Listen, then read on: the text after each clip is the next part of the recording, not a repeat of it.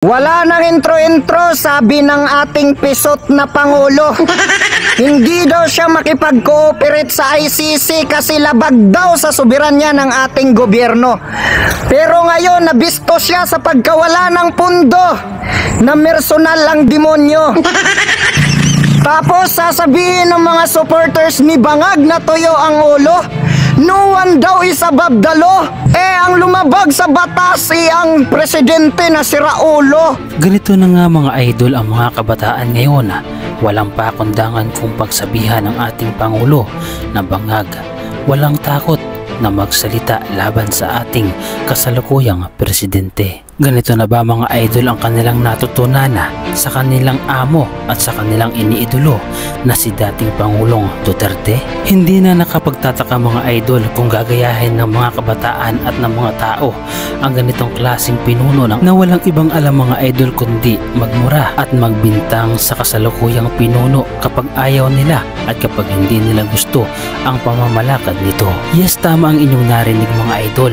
Ang isa sa mga dahilan nga mga idol kung bakit galit na galit ang mga Duterte sa ating kasalukuyang presidente na si BBM ay dahil hindi nila nagustuhan ang pamumuno ni BBM. Dahil hindi nga mga idol nasusunod ang mga gusto ng mga pamilyang Duterte sa gustong gawin ng ating Pangulo. Kaya naman simula noon nga mga idol ay naging controversial na at naging magulo na nga mga idol ang kanilang pakikitungo sa ating presidente na kung saan nga mga idol ay kaliwa at kanan ang kanilang ipinapakalat ng mga hindi magaganda patungkol sa ating kasalukuyang Pangulo.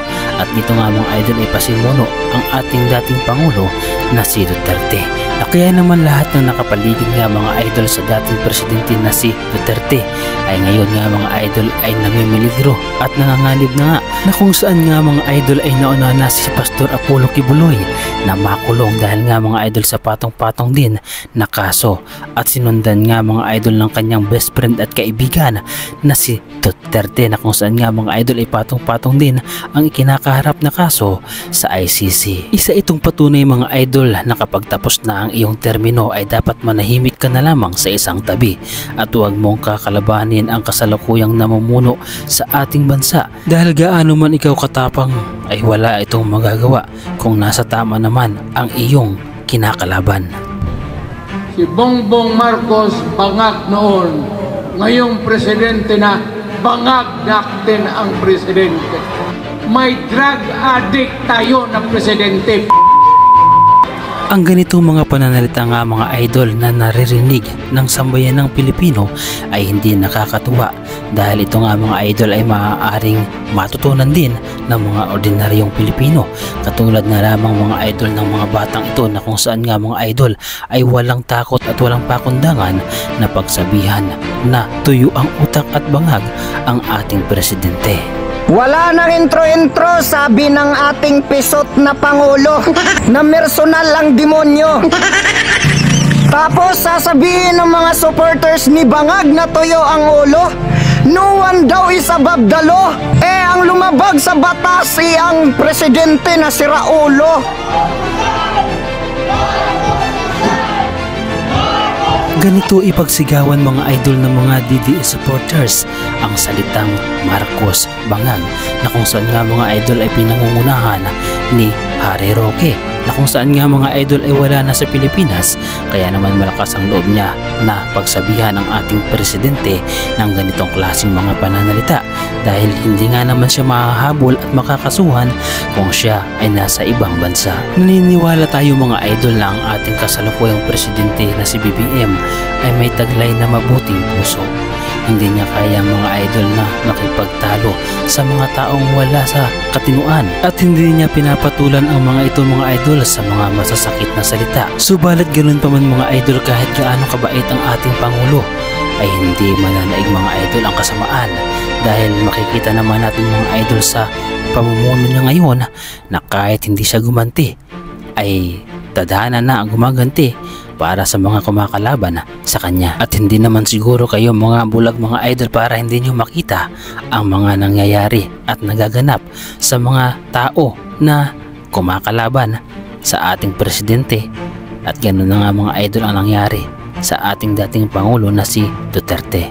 Kaya naman sa lahat ng mga nagpapakalat ng mga fake news, sa lahat ng mga galit na galit sa ating Pangulo na si BBM, ay manalangin na lamang tayo para sa ikakaunlad ng ating bansang Pilipinas. Huwag na nating palalain pa ang sitwasyon, huwag na tayong gumawa pa ng mga ikakasira ng ating Pangulo, dahil ang kasiraan ng ating Pangulo ay kasiraan ng ating bansang Pilipinas. At mas lalong nakakalungkot nga mga idol na marinig at makita na mula sa batang ito mga idol ay ating maririnig kung paano niya murahin ang ating presidente at maliitin ang kanyang pamumuno. Sa murang edad na ito mga idol ay ito ang kanyang natutunan sa kanyang iniidolo sa mag-amang mga Duterte at sa pamilyang Duterte. Hindi biro mga idol ang ganitong klaseng pangyayari, dahil ang batang ito mga idol ay minor de edad pa at hindi pa ito bumubuto. Kaya naman nakapagtataka mga idol na bakit nagsasalita ng ganito ang batang ito. Ito ba ay ginagamit para lamang makuha ang simpatya ng taong bayan at para mas lalong magalit ang mga tao sa ating kasalukuyang Pangulo? Sa ginawa mo, Marcos, nag-ingay na ang mga Pilipino, naggalit na. Di ba sinabi mo, nababaguhin mo Pilipinas? Di ba? Pero anong ginawa mo? Anong ginawa mo? Iisa-isahin natin. Dahil isa-isahin natin.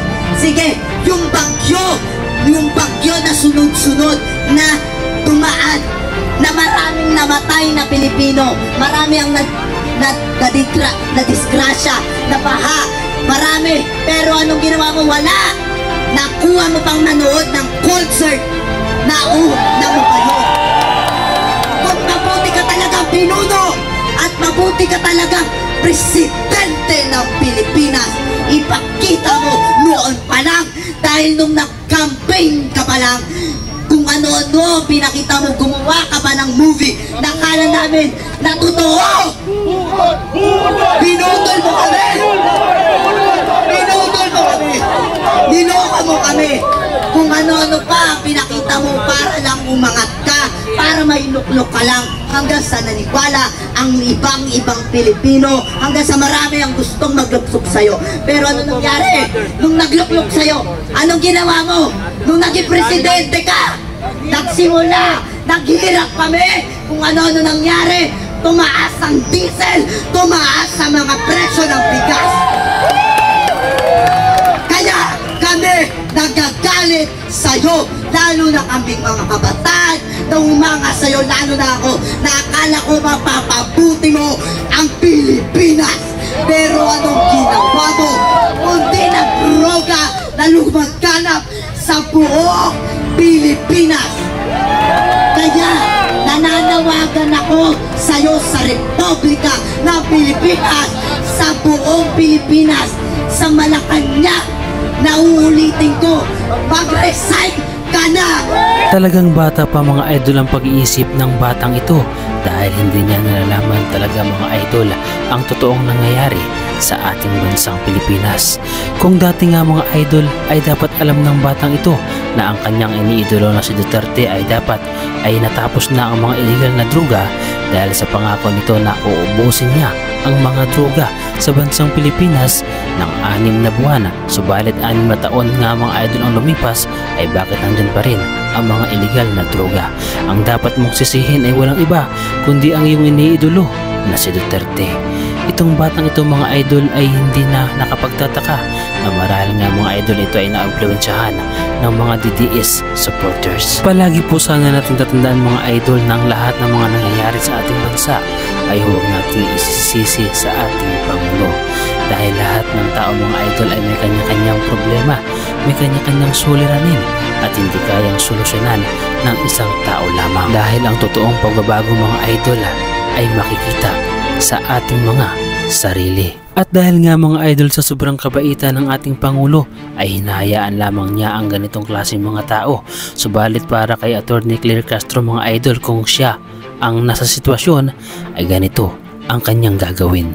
Kung ako lang ang masusunod dito, talagang pasasampahan ko ng kaso itong mga taong ito. Ang ating Pangulo mga idol ay tahimik na gumagalaw para sa pag-asenso ng ating bansang Pilipinas at hindi niya kailangang ipagyabang ang mga ito. At sana tayo mga Pilipino ay sana ay nakikita natin ang mga bagay na ito at hindi ang mga ibinabalita ng mga DDS supporters at ng mga pamilyang Duterte na kung saan ay numereonong galit na galit sa ating Pangulo. Kayo mga idol, ano ang masasabi ninyo sa reaction video na ito? Ano ang masasabi ninyo mga idol patungkol sa mga kabataan at sa mga tao na patuloy na naninira sa ating Pangulo? Ano ang may papayo ninyo mga idol sa kanila? Ibahagi mo naman mga idol ang iyong reaksyon at opinyon sa ating comment section.